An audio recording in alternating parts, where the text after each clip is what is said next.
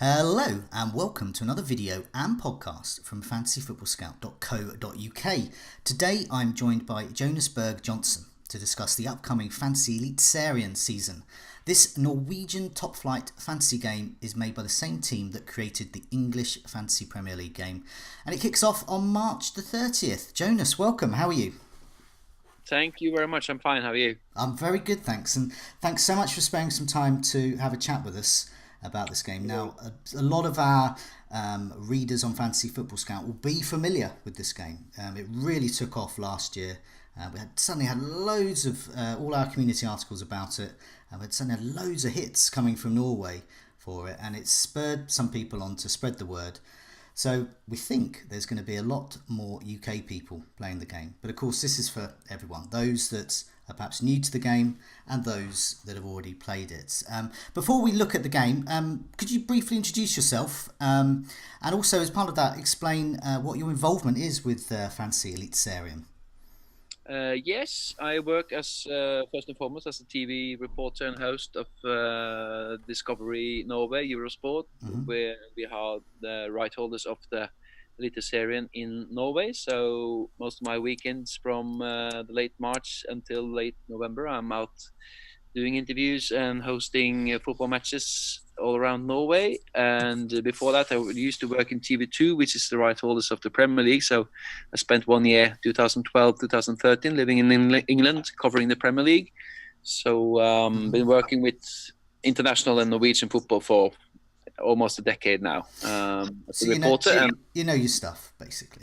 Yeah, while doing that, also playing a lot of fantasy and being involved with Fantasy Eliteserien since it was properly launched in the format as you know with FPL 2 years ago, two seasons ago, and been heavily involved with setting up squads, contact with all the clubs about positioning of players, and also pricing. Okay, so now you spoke about pricing. Now, for those that have been playing the game already, they'll notice a change this season in terms with the pricing. I understand from last season there was a lot of out of position players, and that's kind of been rectified, but also pricing as well. Some of the smaller teams, as it were, the teams, the unfancied teams, actually were very, very good value. But that's not the case this season, I understand. So what's been the change? No, it's slight difference there because obviously, as if you have played the Eliteserien version of the game, the biggest difference I would say from Premier League to Eliteserien is that you can't really trust the greatest, most expensive assets of the top clubs because it's harder to predict which of the top clubs that will actually succeed. It's not like the top six where you know pretty much who will end up there in the Premier League. So that means that we had the two top scorers in the Eliteserien were actually from Stabæk and Strømsgodset, who finished 13th and 14th, which you would never see, I guess, in the Premier League. Yeah, Leicester, so you never know. But anyway, and that means that also it hasn't been that important to have all the most expensive players in your team, which we have tried to kind of balance the pricing as in FPL, the two first seasons, but we have just realized that it doesn't work like that because the Eliteserien is so unpredictable. So that means that we have changed the way of pricing, making everybody a little bit more expensive from teams that are not expected to be top two, top three in the table. So that's pretty much the difference. So it makes it harder to go bargain hunting this season. Yeah. Potential bargains that we don't know that are new to the league that comes from Swedish or Danish or African leagues. It's hard to predict, obviously, but those are priced at 6.5, 7.5 instead of 5.55. So it makes all those kind of players a little bit more expensive, and also players that we saw last year playing for not the best clubs, but doing very well on their own, they are also higher priced. So it will be harder to find bargains, but there will definitely be bargains this season as well. And also the some of the out of position gems of last season, particularly those listed as defenders and ended up being wingers and attackers. You've had a look through those as well and noted that. Erik Tønne from Ranheim and Gilly Rolandsson in Brann, most famously, Hmm. are now put up in midfield. We knew, yes, last year when we put them there that they might be playing more as wingers than left backs, but we decided it's fun to have a couple of our out of position players anyway. So they are changed to midfield, makes them maybe not as interesting as last year, especially Gille Rolandsson. But I think Erik Tønne, Ranheim only had 4 clean sheets last year anyway, so it wasn't for the clean sheet points that you got him. So I think he might be interesting anyway. Hmm. But Gille Rolandsson for sure is less interesting this year than last year. Okay, so yeah, this is going to be it's going to be tougher for managers, but the gems will be there. No doubt they are. Yeah, Especially like in FPL, we have to hunt out those gems. They don't exactly. appear. And there are always a couple of big surprises in the Eliteserien, teams that are doing much better than expected and so on. And suddenly players out of nowhere, not having goals and assists in previous seasons, suddenly starts Okay. to produce. So you never know. Now you also play FPL, the English FPL as well, and like seemingly everyone in Norway this season, you're rather good at it. You're currently ranked in the top 3,000, and Mm. you have two top 500 finishes and a further two in the top 1,500 across a 10-year career. Which do you prefer? Bit of a hard question Um, for you because your involvement with Eliteserien, but hand on heart, which do you prefer and which why, or is it are there good points to both? I think if you took away one of them for the rest of my life, I would be missing the FPL version the most because it's throughout the whole year, almost from July until May, and the Eliteserie is the season is shorter, and the tradition obviously go way further back with the FPL. But I really enjoy doing both, and I think the interest in Eliteserien for a lot of fantasy players are increasing because of the game. Because we had other kinds of fantasy manager games for Eliteserien before, but not in the FPL format, and that has really helped working with ISM and evolving this game for Eliteserien as well. So As you said, it's the makers, the makers of the FPL also do Eliteserien and fantasy. mm. Now that's good news for those looking to adopt the game who are so familiar with FPL, and as you said, and that's going to increase its popularity. It's just that ease, you understand it. So, I mean, with that in mind, what are the main similarities between the English FPL and Eliteserien? Basically 99% is the same. It's just different league, different players, and as I said earlier, a little bit more unpredictable when it comes to the top teams. But other than that, it's pretty much nailed on the same. But Okay. there's a couple of differences, obviously, Yes. because you can't use the same chips as in FPL because they are locked to the English version. Ah, no. So I'm going to put a picture up of the chips here. So you have different chips. You still have chips, but you have different ones. And they got some great names. Attack, attack. Yes, Two captains, and my favourite, Rich Uncle. which one? So tell me about each of these chips. What do they do? Attack is that all your 3 strikers are captain in one game week.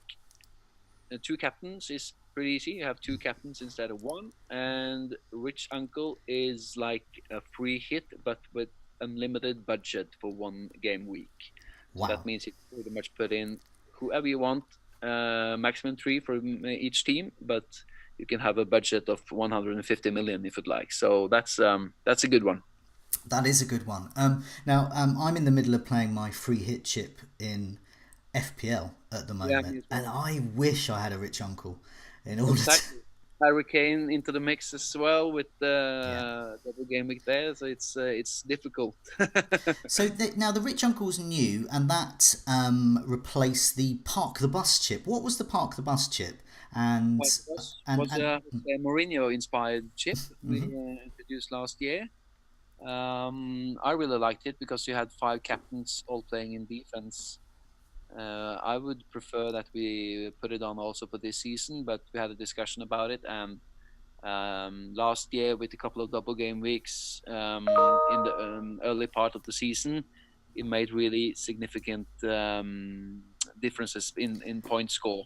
So people not being aware of that it was a great time to play the Park the Bus chip in game week 4, game week 6. They ended up like 100 points behind. And when you're doing that from almost the start of the season, it makes people fall off, because there's a lot of people playing that are not necessarily 100% fantasy geeks. So that was a little bit of a we lost quite a few people because they lost interest. It's too. From what I've heard from those who were playing, they say it was too powerful. Yeah, pretty much. And we had a perfect storm there with Brann keeping a couple of clean sheets and Wormgård and Gille Rolandsson and a couple of other players having goals and assists, and so it was a perfect storm really. But when we saw that they're going to be a double game week coming up already in round 2 this season, we decided to not go for it because we didn't want the same experience as last year. The bonus is different as well. We have quite a complicated system in FPL, really, looking at the different criteria and based on all the kind of tackles and passing and creating chances. It's different in Eliteserien. How is the bonus calculated there? We discussed quite a few ways to do it, but we don't have the same numbers of opt-out as FPL has. So we decided to go with that our commentators and experts would give out 3, 2, and 1 bonus point. The famous man in the stand. Exactly. So that means that it would be more players that do not necessarily have clean sheets or goals assists to them that will get bonus points. And also sometimes you could, this guy is commentating, he's always giving bonus points to this player or this player. So we had actually last season one of our commentators was commentating Start, who got relegated unfortunately, and he gave this bonus points always to a player called Love, a defender in Start. Are you one of the commentators who goes to bonus? Yeah. So it was almost like a love chip because he always got a couple of bonus points. So who's your favourite then? I don't give. I'm only a reporter, so I don't give the bonus points, and I like it not to give out bonus points because I obviously have a team, and if I gave bonus points to my own players, I wouldn't like that. So. No, that's good. I just wanted to check. There's some other differences as well. The calendar as well, and the weather. There's more. Would I be correct in saying there's certain teams where it's more likely the weather may impact on their games? There could be a blank game week for them, and therefore they would have a double game week somewhere along the line.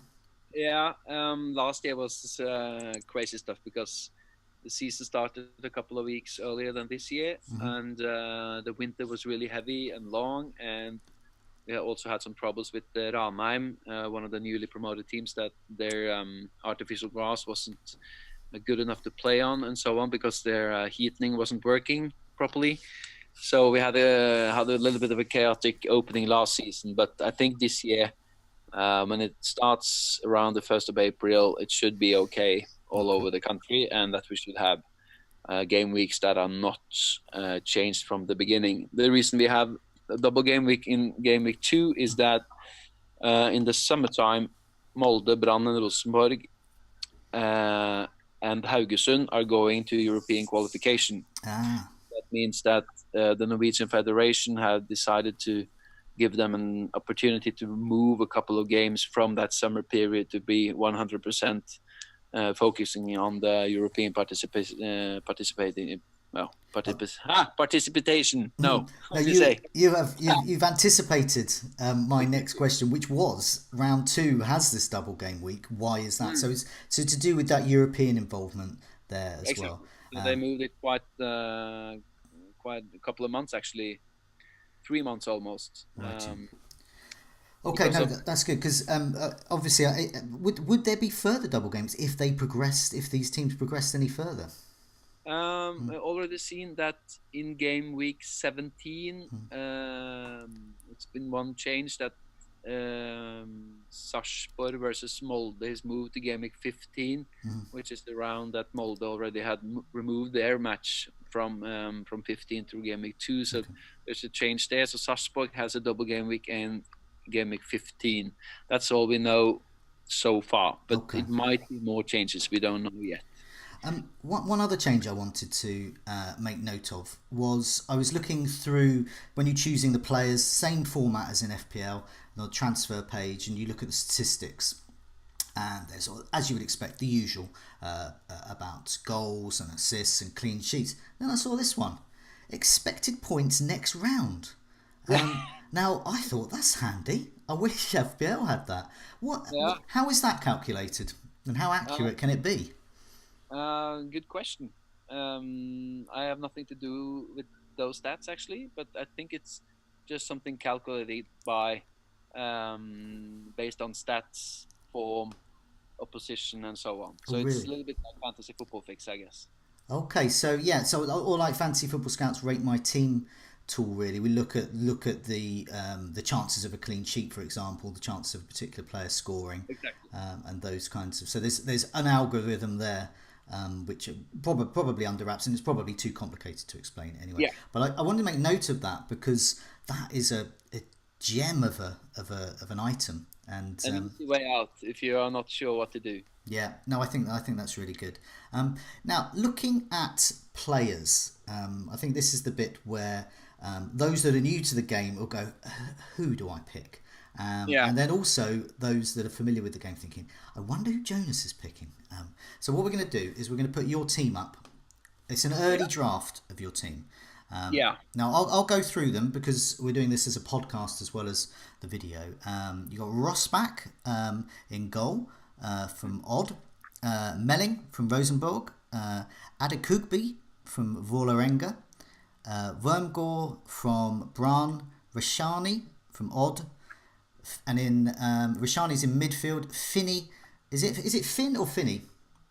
Finne. Finn and Charlotte, both from Vålerenga, in midfield as well. And completing your midfield four that you're hoping to start with is Knutsen. Is it Knutsen from Mold? Knudsen, yeah, Knutsson. Knutsson. Strand Larsen up front from Sarpsborg. Moss there from Strems Godset, if I pronounced that correctly, hopefully. And Yeah, pretty much. that'll do.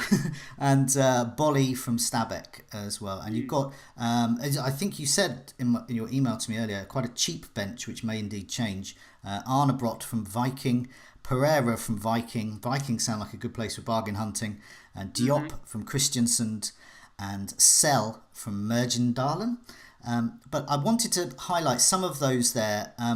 The 1, 2, 3, 4, 5, 6. Now you've gone in for 6 players with a double game week in game week 2, but you haven't gone totally to town on it. So you obviously, like some of the players, you want to have double game week coverage, but you haven't gone absolutely to the max for it. Because is that because you feel that those teams and the players from those teams are good, but you really don't want to, completely and utterly load up on those players? No, the thinking about this draft is if I do the rich uncle in game week 2, Ah.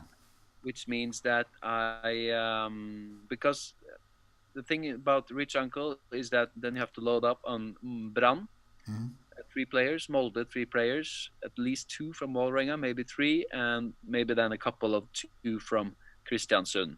And it's perfectly fine to do that without doing the rich uncle and use maybe attack instead. So you have 3 strikers as captains. But there's a couple of reasons why I'm leaning towards not doing that. And that is one, both Molde and Brann has tough games in game week 1 and 3 and to some point game week 4. That means loading up on players from those teams will, in my opinion, not give you as many points in game week 1, 3, and 4 as would defend picking them for the double game week 2. And there's also a lot of uncertainty around the fitness of Leke James, the star striker in Molde. He hasn't been playing that much. Erling Knutsson, the one I have in midfield from Molde, is playing striker at the moment, but it's a little bit uncertainty how they will line up. And the same with Brann. Bouli, which came from Kristiansund last summer, scoring a lot of goals there. He is a good striker, but he hasn't been firing on all cylinders in Brann. And Brann have 2 home games against deep-lying opposition in Game Week 2. Mm-hmm. So I'm not 100% sure if I'm going to go that direction either.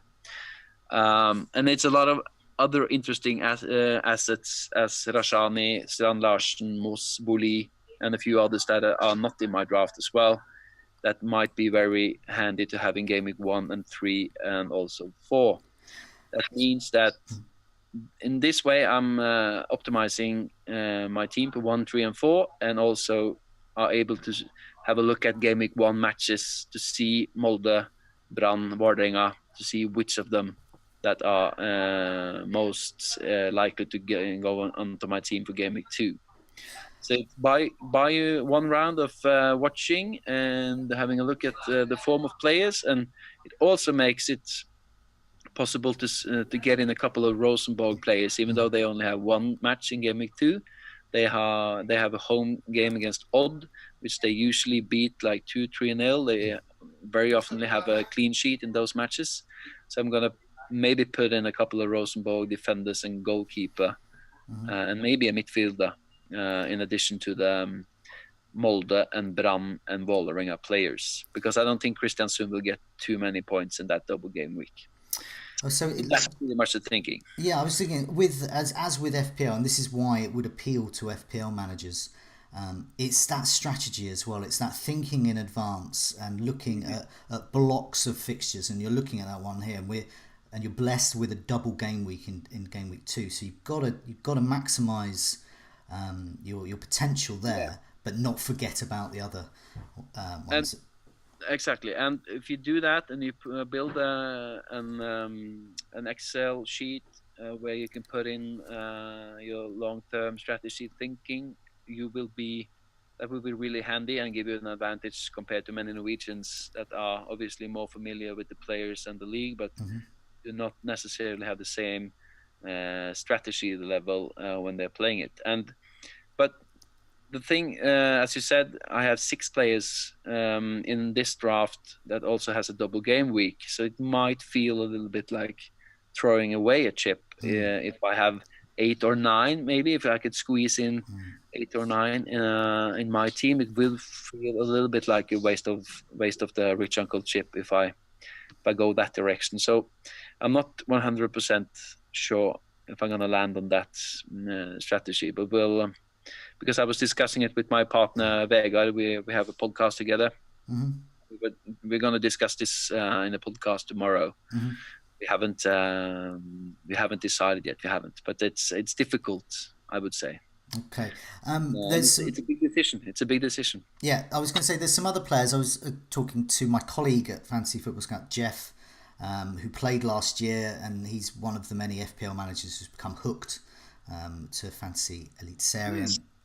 And he mentioned some other players, some that you've already in your team as well. So here's some of the ones, and obviously feel free to chip in. But in goal, Rosenborg's keeper Hansen, you mentioned you might perhaps go there. Is Hansen the nailed number 1? And is he worth his 7 million price tag? Yeah, that's a good question. When we decided to put the 7 million price tag on him, that was because we felt that if he was 6.5, everybody would go that way. Now he's priced on 7, and still 29% of all players have chosen him on their team. And that's a lot in my opinion, because not only is he's the most secure way to get clean sheets, he also has a lot of saves actually and bonus points as well, because he's by far the best keeper in the game. And Rosenborg, even though they are the favorite of retaining their championship, they are not as good as they were a couple of years ago. That means they are actually allowing a lot of chances. So he is a good pick if you are able to find money elsewhere, because I think 7 is a little bit expensive from start, because the Rosenborg program is a little bit tough. So I wouldn't go that way, but in the long run, Hansen would be the highest scoring goalkeeper this season for sure. I mean, from what you described there, that sounds like a potential perfect storm that in FPL we always hope that David De Gea will have. in Yeah. that they'll get the clean sheets, but also the saves. Mm. In recent seasons, he's been backing up the saves, but Manchester United haven't been keeping the clean sheets. But it sounds like Rosenborg could have that perfect storm for him. Another Yeah. goalkeeper The that's gear like a player. The gear of 17-18 season, for okay. instance. That's a lot of potential there. Mm. Another keeper, McDermott, from Christiansund, Yeah. and now he's got a double fixture as well. Mm. He's only 5 million. Now people have talking about him. Is he a good option? Do you think, or do you think Yeah, I think Christensen will? so. If he can keep up his ratio of saves and bonus points, you usually also have a penalty save or two throughout the season. But the reason he's only five is that Kristiansund only had 6 clean sheets both last year and in 2017. Okay. So you can't really rely on getting any clean sheets there.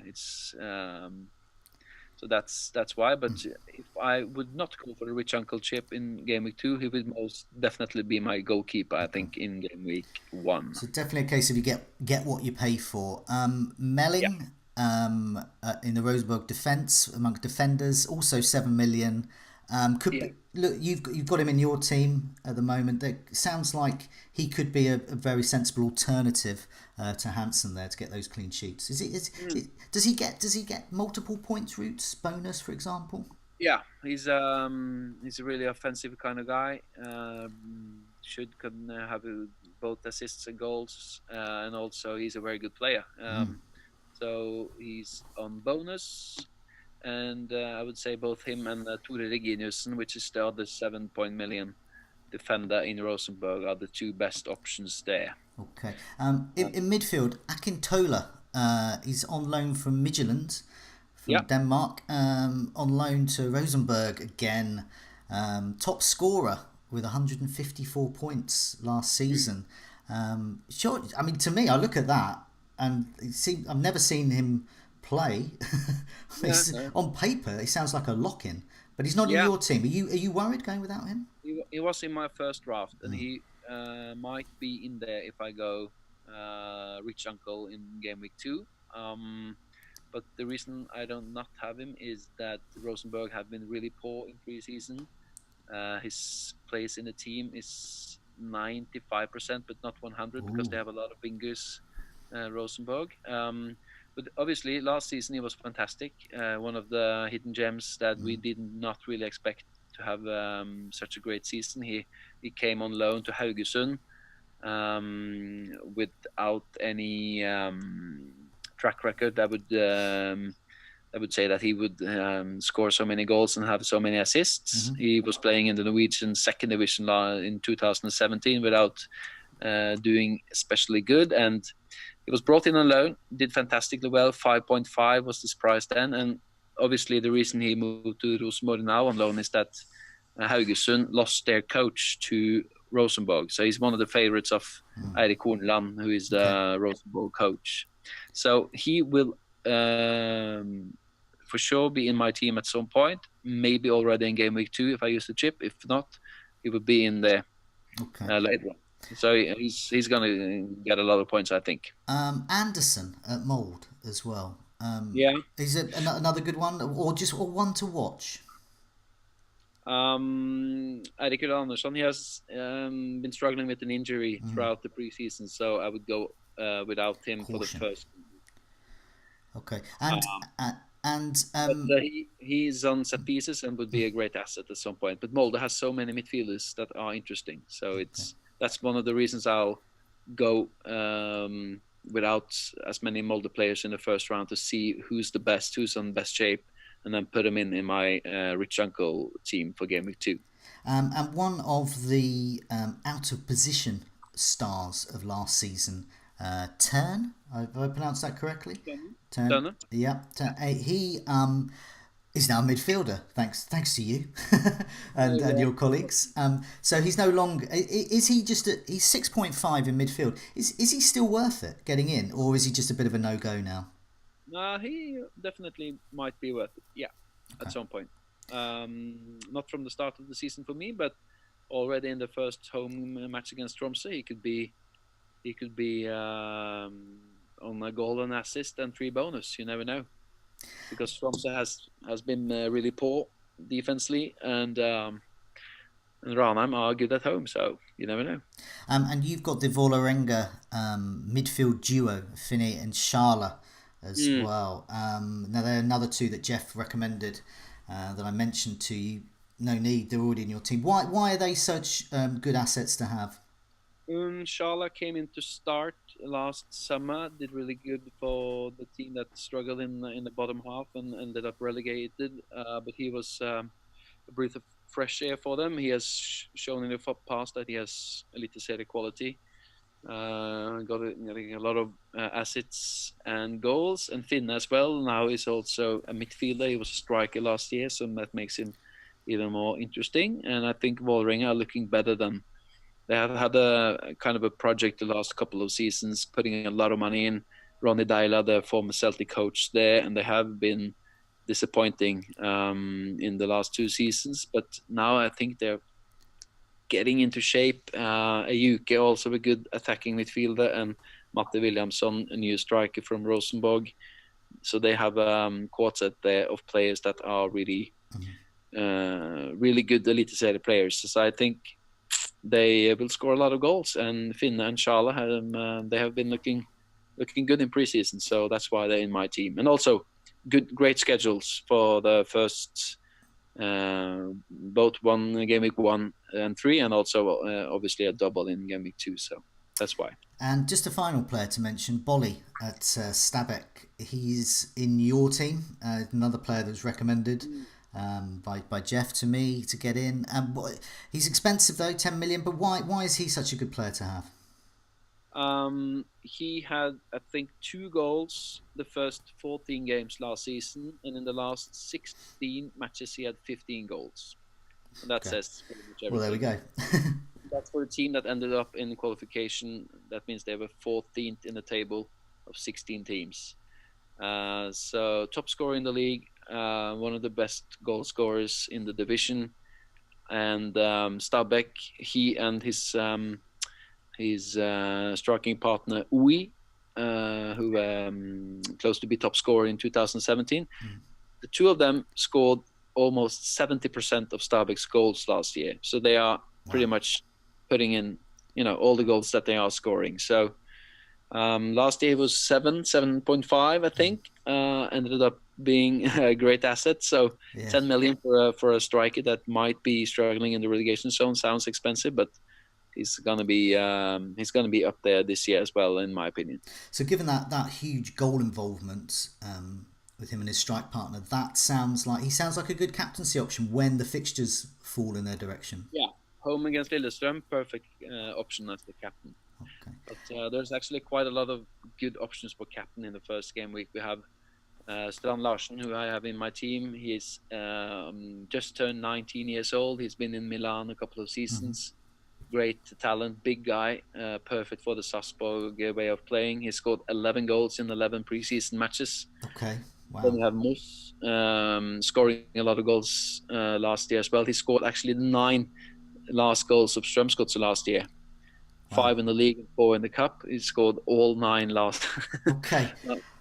And he's nailed on from start this season because they're going to play with 2 strikers. They did only 1 striker last year. And also the Vålerenga players Finne, Schala, and Williamson, if you have him, could be great captaincy options as well. So it's a lot to choose from in that first game week. Okay, lots to consider.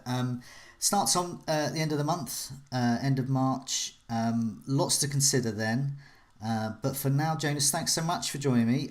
It's hopefully been enlightening to those that don't know about the game but are interested, and hopefully as well to those that already know the game and pick up some tips then on the players to select early on. But for now, Jonas, thank you and good luck in the first game week of the season. Good luck with your drafts. Cheers, thank you. Bye now. Ciao, ciao.